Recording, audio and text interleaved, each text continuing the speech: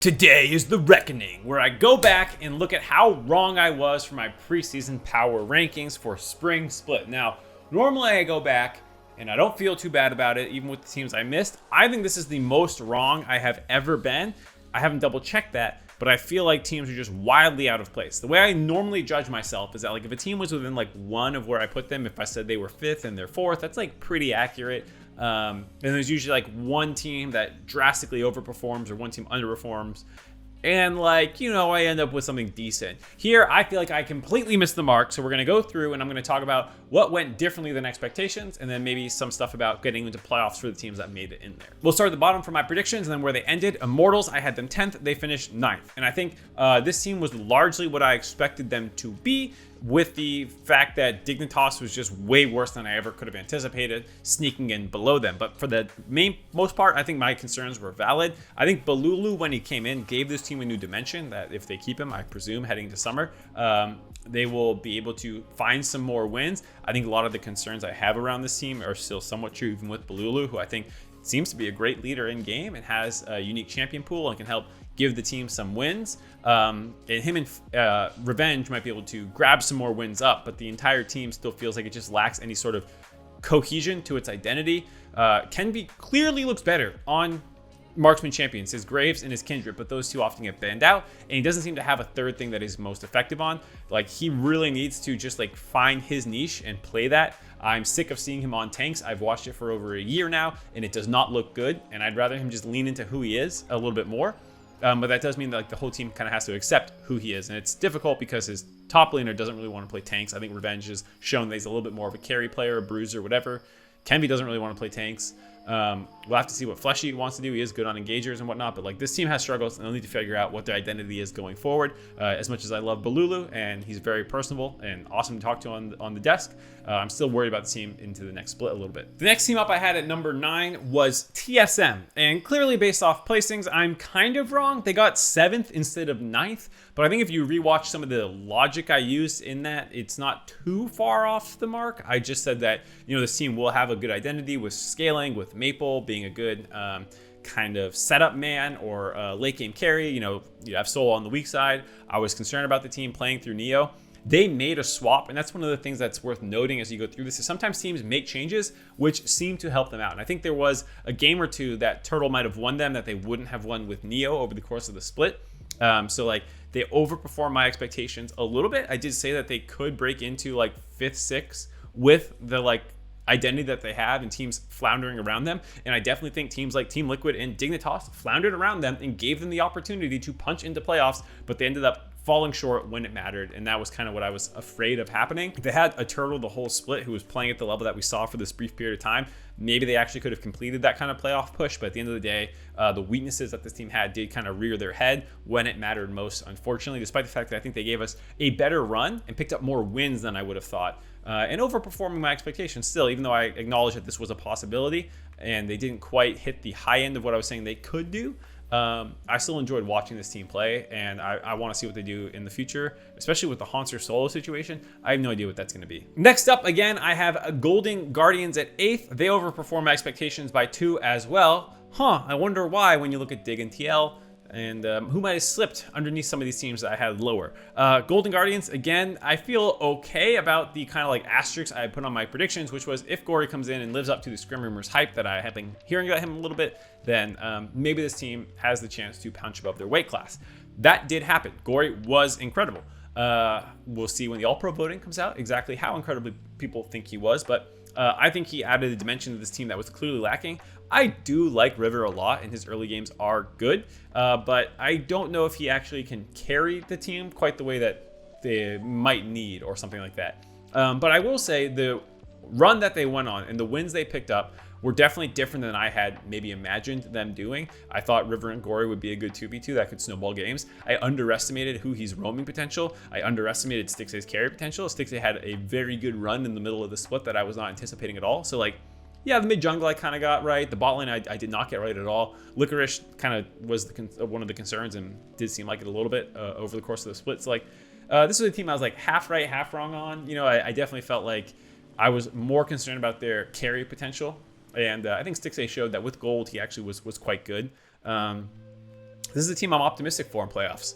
They are in playoffs, so that's something that I get really wrong. I do feel like there's that bubble difference. Like I was talking about, if they're within 1, it's not that bad, but like 6th to 7th is a pretty big deal when they're in playoffs versus not in playoffs. And I think for Golden Guardians to have made playoffs really is impressive for what I was projecting with this team. And Stixay, I was worried, was washed. He's clearly not washed. He was borderline all-pro in a lot of people's minds over the course of the split. Obviously fell off when Golden Guardians could not win a single freaking game at the end of the regular season to finally get a winning record. But overall, I was happy with what I saw out of this team compared to what I was thinking I was going to get. That brings me to CLG, who I had predicted at 7th. And once again, the boys from NA overperformed my expectations. Obviously, Turkish for Luger. But yeah, this team ended up 4th. Way higher than I expected, more than the 2 that I expected. And it was a team that I felt like I had actually nailed heading into the final week, which was an inconsistent team that heavily depended on drafts because they have some really clever ideas and sometimes it comes together and sometimes it falls flat in its face. And that's what it was looking like. And it looked like they weren't going to make playoffs and they were going to finish right at 7th. And I was like, I'm on the money with this team. And then they go ahead and have to fucking rip off a number of wins. Palafox starts hulking out, He has this insane Jace game. He has a great Talia game. Contracts is popping off. And you see the upside of this team, which is because they have these unique ideas and they are a very aggressive team. And they, I think, do see this game the same way for the most part. They were able to rip off a bunch of wins when it mattered most. I think this team, in some sense, also underperformed their own expectations. When you look at the Dignitas game that they dropped, just because they assumed they won the game and outscaled, Luger lost his mind in a fight. Palafox was zoned away one time. They didn't really fight as a unit. There's some examples where this team could have even won more games than I thought they would. Some of their drafts are just like insta loses sometimes. Some of the drafts are also get some huge leads, so it's like you take that risk with them. I am still concerned about this team's playoff best of 5 power. Now, last time I said that as well, even after they made playoffs in summer, and they challenged C9. They won 1 series in the lower bracket against a pretty limp opponent, and then they lost after that. So this team, I do think. I'm still waiting for like an impressive best of 5 win. Yeah, it's cool you push C9. Yeah, it's cool you push CL in the lower bracket, but I want to see these guys pick up a best of 5 win. I think that maybe they can do this time around. C9's a fucking rough opponent. But, maybe they can beat someone in the lower bracket and make a little bit of a run. Either way, clearly was not right about this team in terms of how good they would be. My concern that I had said was like, I think these guys are good, but I think the more difficult league is going to pass them by. And in some sense, I do think the league was more difficult this spring than it was in summer last year. EG slumped a little bit clearly, and we're not the summer team that they were last year. C9 got much better in the regular season. FlyQuest was much better in the regular season. 100 Thieves, actually relatively comparable to what they were in the regular season. They finished both splits 4th. They were 11-7 in summer last split. And so while they finished 4th again at 10-8, and it doesn't look like a record improvement for CLG, I do think this team did actually improve in order to place 4th here. And like I said, I think that was impressive in a very difficult split. You saw a number of teams make late season surges to end up where they did. I am still a little concerned that there's maybe another foot that's going to drop in playoffs for this team, but I hope they can keep it going and not just like bust her out of playoffs if they play EG on Sunday, Saturday, whatever. If they lose to C9, they're playing EG immediately. Those are 2 potential losses back to back if EG is playing at their full strength and not at home and people are sick or whatever. And I think there'll be just a really sour note for this team again, where they have this great regular season where they overperform expectations, but fall a little flat in postseason, and haters like me get to write them off. That brings me to Dig, and one of the teams that dropped way down the standings from what I expected. Dear Lord, I just didn't think 10th was on the table for this team. I really didn't. Even if you told me that Spawn was going to be as bad as he ended up being, I would have anticipated that Armut, Santorin, and Jensen could carry this team some wins. And like weirdly enough, Jensen had an okay split, I think. He's not going to be on my all-pro, but I also don't think he was a dumpster fire. And Santorin had some rough games, but I also saw a lot of the same things that I saw him do on better teams, where he would have a really smart first clear, get an early first blood, but because he's no longer feeding legitimate carries or a cohesive team, that goal just kind of sits around, doesn't continue growing. And it was just sad to see Santorin, who I think on a top team could be making these same plays and helping his team win.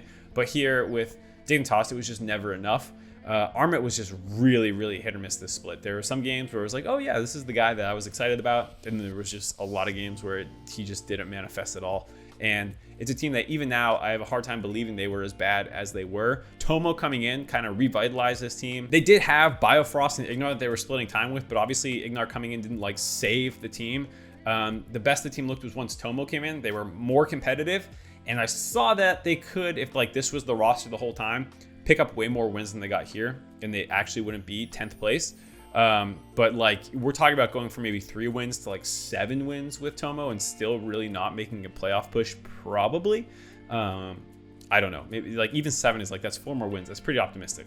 And like a lot of those games that they were just not competitive in because Spawn was just so far down, it became a black hole in the bot lane. And even with Tomo, you know, this team still has its struggles. And so I'm really curious what they're going to do between splits, because, you know, it goes to 8 playoff teams in summer. With Tomo, I do think this would be a summer playoff team, but like a lot of these guys, that's not what they're hoping for. They're not hoping for limping into playoffs at 8th or 7th or something like that. So I don't know what to do about this team. I'm shocked they're as bad as they are. Even now, I look at this team, I look at the names on it, I look at some of the plays they're making, and I'm like, you should be winning more games. I don't know how you are not.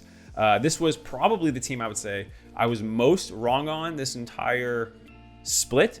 Maybe C9, and we'll get to them in a second here. But yeah, for them, I was just stunned that Dig was this bad. And here's the other team I am radically wrong on, which is Cloud9. I predicted 5th. They're 1st. Is it that bad? I don't know. I will defend myself a little bit here. I was really not impressed with Diplex when I finally did do my research on him. And I think he kind of lived up to my concerns. He was quite low in a lot of the things that I'm looking for in a mid laner. He mostly just like farmed and sat near his turret.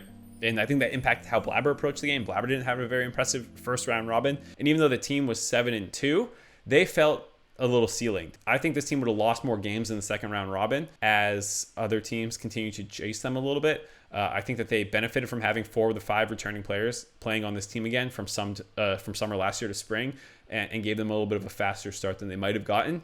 I think they still would have overperformed my expectations. To be fair, they were 7-2 in the first round robin. Even if they drop another game or 2, that would still put them in 2nd place. You know, like they were clearly going to be better than my 5th place expectation. This is just me being an idiot. Straight up. Even though this team was still 7-2 in the second round robin, they looked like a just new team. Blabber was unlocked. M&S was way more aggressive. He had a much better champion pool. I feel like for how Cloud9 wanted to play the game, everyone became a lot more aggressive, and they were able to win games so much faster. And so I think the eye test here is stronger than the record showed. And this C9 team is very scary heading into playoffs.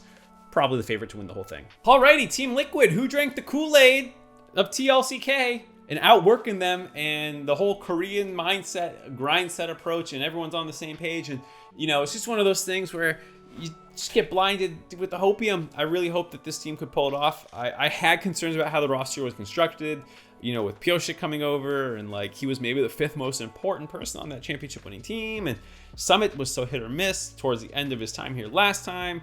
And all the worst things that could happen with this team kind of manifested. Pioshik indeed was you know, someone who is not consistent at all and has a play style, and when the meta is not for that play style, he struggles, and he is an inconsistent player even when playing well. Summit is just completely out of his mind with the plays that he goes for. He is clearly the best top laner in the league, but he's also just so unhinged when it comes to coordinating with the rest of his team. Harry and Yon actually had quite good early game stats. I think that they played lanes usually decently well. I appreciate what they did in the early game. But they were still inconsistent in mid to late game. They got caught out of position in team fights. They didn't use flashes when they needed to, or, you know, just made rookie mistakes in map movements and getting caught out of position. That wouldn't concern me if the veterans that they had like brought in around them were actually stable. I think this team could have been okay. I still said at the time that this was more of a summer split team, but it has underperformed my own optimistic expectation for spring split. I am very pessimistic on this team getting it together because it seems so fundamental to who so many of these players are. Core JJ is good, but like there's 4 other people who have clear weaknesses that need to level up, and the only ones I can see making like significant improvements are the rookies, because that's just something I expect to happen as they get more comfortable playing in the LCS. I don't see how Summit is suddenly not going to be this guy, or Pioshik is suddenly not going to be this guy. They can become better versions of themselves, and maybe that team in summer can be like 6th, 5th, maybe even 4th, but I still don't see it as a worlds bound team right now with how good the rest of the LCS looks for the teams that are above them in my own predicted standings. Finally, I get a dub with 100 Thieves at number 3. Yes, I called it on the money. People called me crazy. They called me just, being a fanboy or trying to capitalize on,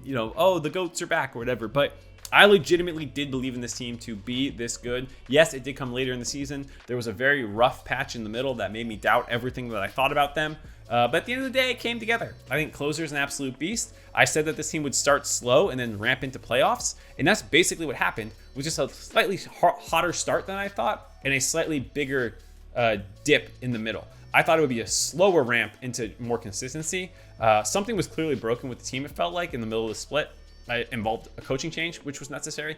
But overall, I think you can see why I was optimistic about this team. Tenacity and Busio had their rookie moments. Tenacity had some poor team fighting in the first part of the season. Busio had some laning struggles as well as some struggling team fighting. Closer did that thing that I said he always does and looks invisible for a large portion of the split. He doesn't always do it, I should say, but frequently happens with Closer, where he just disappears in the regular season for some reason and then turns it on when it seems to matter. And Crowl Closer is back and he's popping off and he's making plays around Bjergsen and they're feeding double lift, and Tenacity is put in his damn place and playing weak side like we told him he should the entire time. Like I said might happen, that this could just become a double lift team, which is what happened. And he won 48 kills in the last week alone in those 5 games. Like, I nailed this. And immediately back down to reality of being terrible at my job. EG predicted at number 2, coming in at number 5. Now, this team, I will put an asterisk on, much like C9 has a little bit of an asterisk for a roster change. It's always hard to predict because wrenches get thrown in, like with this kind of stuff. And like, this team was underperforming, but they were 3rd heading into the final week of the regular season. In week 7, at the end of it, they were 3rd. And I fully expected them at that point at 10-5 to pick up a couple games and finish 3rd. All they had to do was win a single game in the final week and they would have finished 3rd. And this would be one off my prediction, and I would have been fine. Now, even if they did finish 3rd, looking at how they looked over the course of the regular season, I think I would have been slightly wrong. I was very optimistic on how well this team would perform. They struggled a lot with mid-game and late-game decision-making and, just consistency as a whole. This team does have the tendency to run it with JoJo in the mid lane. They're a very hyphy team. I think you could see that this team is better than their 5th place finish, though. When you look at a lot of their early games and how they play them, they were still struggling to close games out, but I was not doubting this team, especially hearing all the scrim rumors and people like C9 and whoever hyping up and saying this is the team we're most scared of playing in postseason. As recently as week 7, again, it was just week 8 that the wheels fell off. They're playing from home. JoJo might still be sick. I don't know everything that's going on with this team, but clearly there was a massive problem. I'm hoping that it's not like this team is actually broken heading into the postseason. And I feel, it's like, I can't admit I was wrong about this team. Like, they should be 3rd. FlyQuest and C9 were better than them. Fair enough. I got C9 wrong, but FlyQuest I was right about. FlyQuest was better than EG. EG should have been the 3rd place team. They just, it felt like extenuating circumstances hit them and put them in a handicap position. And I can't help but feel like this team is better than the finishing that they got. I feel really bad for CLG potentially having to bump into them if they come back and they're healthy and they're playing angry and they're playing focused with the playoff stakes behind them. But I will say this Scrim God rumor did not mean shit for Team Liquid, who also had this kind of aura around them behind the scenes, and they just floundered the entire time. Just because you're good in scrims, it's a totally different environment where a team like EG would thrive, where things are more aggressive, they're more fast-paced, people don't force you to close games out. If you get a big enough lead, they'll just FF, which they will not do on stage, and it can actually be hard to fix some of those problems when you get on stage because now you actually have to go through all the steps to close the game out. And there's a chance EG is a team that's problematic in that way, and it's not going to get fixed just because they're all back in studio, hopefully for playoffs. That is the concern, but I can't admit I'm wrong just yet until I actually see that be the case, because right now it just feels like shit happens and we'll see the real EG in the postseason. That brings me to my number 1 team in FlyQuest. And you know what? It was a little rocky towards the end. People still doubted you guys, but they won the same number of games in the regular season as C9 did. They won more in the beginning. C9 won more in the end. There was some weird roster swaps where Winston was doing quite well. Ayla comes in, maybe throws a wrench in the plan. Vikla is up and down. It was not the clean path that I saw for this team being tied for first at the end of the regular season. But more or less, this team was who we thought they would be. I thought Vikla might be the best mid laner in the league. I think I was saying that And like one of the things that sold me on this team was the possibility for each player to basically be best in slot, except for potentially Ayla, who even then I was trying to like make a case for. And like Ayla's not going to crack any All-Pro ballots. Vikla might, but is definitely not anything close to unanimous best mid laner in the league. I thought he'd be, battling Jojo Pyun, and in a sense they were, but not in the sense I meant, where it was, who can do the weirdest looking play in the mid lane. But Prince lived up to the hype. Spica was a return to basically MVP form.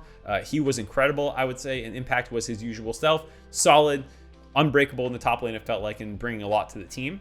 So I think that mostly this team was what I expected them to be, with Vikla being a little worse than I'd hoped, and my hopium angle for Ayla not being what actually happened, which was a long shot bit anyways, admittedly, in my own hype for this team. Postseason, we'll have to see. I mean, the stumble that they had at the end of the season could be serious. It could put them behind C9, and if EG does pan out, they could finish third in the regular season and miss the extra MSI spot that we have now. But I also see there's a world where they do make it, and even if they drop down the lower bracket temporarily, that they can still make the run to the finals and make a spot for MSI. So I'm not sold I'm wrong in FlyQuest anyway. I feel pretty good about my prediction for FlyQuest, but honestly, when you look top to bottom about the teams I'm happy about, it's like FlyQuest, kind of EG as I'm coping about it, 100 Thieves, and that's basically fucking it. If you want to give me some credit for some of the bottom teams where I just didn't expect Dig and TL to be so shit or something, those are kind of the only ones where you can maybe give me a little bit of love for TSM finishing above Team Liquid, because that's more Team Liquid was wrong than my perception of TSM was wrong. But even then, it's clearly coping. I got a lot of stuff wrong this split. I think a lot of people got a lot of stuff wrong this split, which to me is more that it's cool. Hopefully more than you're all idiots and fraudulent. Either way, I had a ton of fun this regular season. I can't wait to see how the voting goes, because it was very contentious when things are this up in the air. I'm also excited to see how playoffs go, because there's a question of how much can you really trust from the regular season? How accurately did it actually rank these teams? So much to see. It's starting off this Thursday at 2 p.m. for the first series, which is 100 Thieves versus FlyQuest, I believe. Prince versus Doublelift. Hero versus Mentor or something. No, wait, whatever. Anyways, I'll see you guys there. Peace. Thanks so much for watching that video. I'm going to be heading to Spring Finals, and I hope to see you there. And the whole reason I'll be able to be there is because Alienware sponsors the channel and allows me to do things like go to Spring Finals. So if you're in Raleigh, come by, say hi, and shout out Alienware. And then also go purchase some Alienware products at alienware.com/Travis. Purchase all their products. That, within reason. Whatever your means are. I'm not trying to get you into any kind of debt, but they got great products. So if you're going to purchase something, just go there. There's a link in the description.